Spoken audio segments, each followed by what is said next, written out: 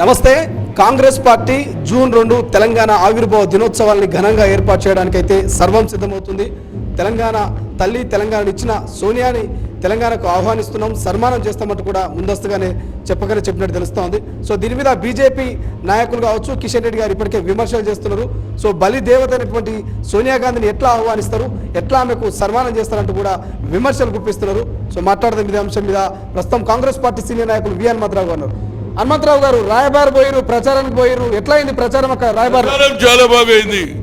ఇక్కడ కూడా India alliance అంటున్నారు, నరేంద్ర మోడీ ఏం చేయలేదు, రైతులకు చేయలేదు, నిరుద్యోగులకు చేయలేదు, అన్ని అబద్ధాలు చెప్పాడు, బ్లాక్ మనీ చేయలేదు అనేది బాగా చర్చ జరుగుతుంది. ఆయన ఒక ఓబీసీ ప్రధానమంత్రి కానీ ఓబీసీలకు కూడా ఏం చేయలేదు అనేది చర్చ జరుగుతుంది. కాబట్టి తప్పనిసరిగా యావత్ భారతదేశంలో ఇండియా కూటమి హవా నడుస్తుంది అనేది నా ఉద్దేశం. కోదేవిని అన్నాం, కిషన్ రెడ్డి ఏ హోదా, తెలంగాణ ఇచ్చిన తల్లి హోదాలో వస్తుందిరా బాబు, అది తెలుసుకో. ఆమెకు హోదా కాదు, తెలంగాణ ఇచ్చిన తల్లి హోదాలో వస్తుంది.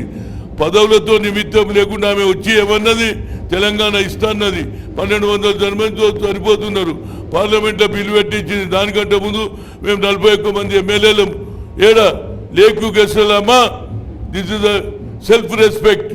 ఆంధ్ర వల్ల దోపిడీ జరుగుతుంది కనుక మాకు తెలంగాణ కావాలని రాసి ఇచ్చినాం. ఆ తర్వాతనే కేసీఆర్ లేచి కూర్చున్నాడు. అరే ఇక వీళ్ళు కూడా నడుస్తున్నారు, దీని ఎంబడనే అడ్వాంటేజ్ తీసుకున్నాడు తప్పితే నిజంగా చెప్పాలంటే కాంగ్రెసే కష్టపడ్డది, కాంగ్రెసే ఒప్పించింది. ఫర్దర్గా క్యాజువాలిటీ తెలవకుండా ఇచ్చిన మాట నిలబెట్టుకున్న తల్లిగా, తెలంగాణ ఇచ్చిన తల్లిగా వస్తుంది తప్పనిసరిగా. దాని మీద మీకు ఎందుకు అనుమానం? కానీ బలి దేవత అంటున్నారు కదా, బలి దేవతతో సోనియా గాంధీని పోలుస్తున్నారు కిషన్ రెడ్డి గారు. బలి దేవత అంటే అది 1969లో ఉండేనా సోనియా గాంధీ? చెప్పు, లీడర్ లేదు కదా. ఆనాడు కూడా 350 మంది చనిపోయింది కదా. ఇదంతా కేవలం పొలిటికల్ గేమ్. సుష్మా స్వరాజ్ ఏమన్నది, సోనియా గాంధీ మా పెద్దమ్మ, నేను చిన్నమ్మ అన్నది. కిషన్ రెడ్డి అది జర పాత రికార్డు చూస్తే కలుస్తుంది. మీ నాయకురాలి అన్నది కదా, సోనియా గాంధీ పెద్దమ్మ, నేను చిన్నమ్మ, నా కంట్రిబ్యూషన్ ఉన్నదా లేదా? మళ్ళీ ఎందుకు మాట్లాడతాడు ఆయన? ఇక అదేవిధంగా ఆయన ఎవరు, లక్ష్మణ్, ఓబీసీ చైర్మన్, ఏదో వెస్ట్ బెంగాల్లో రిజర్వేషన్ కొట్టేస్తే కోర్టు దాన్ని స్వాగతిస్తున్నాం. మరి రాహుల్ గాంధీ అన్నాడు కదరా బాబు, we come to the power, we conduct caste wise census అన్నాడు. జితనా హిస్సేదారు యుద్ధి భాగీదారు అన్నాడు. 50% సీలింగ్. దానికి నువ్వు స్వాగతం పలకకుండా ఎంతసేపటికి కొట్టేసి మీ నాయకుడు ఏం చేసిండ్రా బాబు? చేసిండా? ఓబీసీ లీడర్ ఏమన్నా నీకు ఇచ్చిండొచ్చు పదవి. లక్ష్మణ్ మన ఫ్రెండ్, నా ఫ్రెండే, కానీ ఏం చేయలే.